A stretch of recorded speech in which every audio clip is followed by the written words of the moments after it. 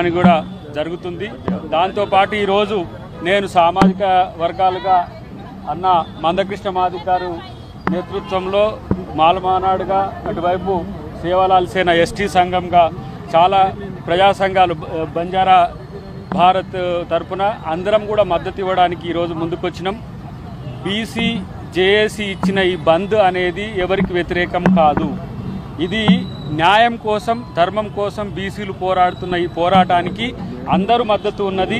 వ్యవస్థలో కొన్ని సమస్యల వల్ల బీసీలకు ఈరోజు రిజర్వేషన్లు రాకపోవడం అనేది చాలా బాధాకరం. కాబట్టి మేము సామాజిక సంఘాలుగా, ఇటు రాజకీయ పక్షాలుగా కూడా ఈరోజు వారికి మద్దతు ఉండాల్సిన చారిత్రక సందర్భంలో ఎవరైతే తెలంగాణ ప్రాంతంలో ఉన్న అందరు వ్యాపారస్తులు కానీ, ప్రతి ఒక్క సంఘం కానీ, ప్రతి ఒక్క ప్రజలు కానీ బంద్కు సంపూర్ణ మద్దతునిచ్చి స్వచ్ఛందంగా బంద్ చేయండి. ఎందుకంటే ఈరోజు న్యాయ వ్యవస్థలో మనకు న్యాయం జరుగుతుందనే ఈరోజు బీసీ సంఘాలన్నీ కూడా, ఇటు కాంగ్రెస్ పార్టీ కానీ అటు అందరూ కూడా ఇంప్లీడ్ అయినారు. బీజేపీ కానీ బీఆర్ఎస్ కానీ అందరూ మద్దతు చెప్పిండ్రు. కానీ ఈరోజు ఎందుకు న్యాయం జరగట్లేదనే ఆలోచన అందరిలో ఉన్నది. కాబట్టి సామాజిక ఈ అన్యాయం జరుగుతున్నట్టుగా భావిస్తున్నాం. కాబట్టి ఈ బంద్ విజయవంతం కావాలి. బంద్ తర్వాత తీసుకునే కార్యాచరణలో కూడా గౌరవ మందకృష్ణ గారు ఎస్సీ ఎస్టీ సంఘాలను, ఎందుకంటే బీసీ సంఘాల యొక్క అంశంగానే ఇది ముందుకు వస్తున్నది. కానీ బీసీలకు ఈరోజు ఎస్సీ ఎస్టీలే కాదు, అగ్రవర్ణాల్లో కూడా చాలా సంఘాలు మద్దతుగా ఉన్నాయి.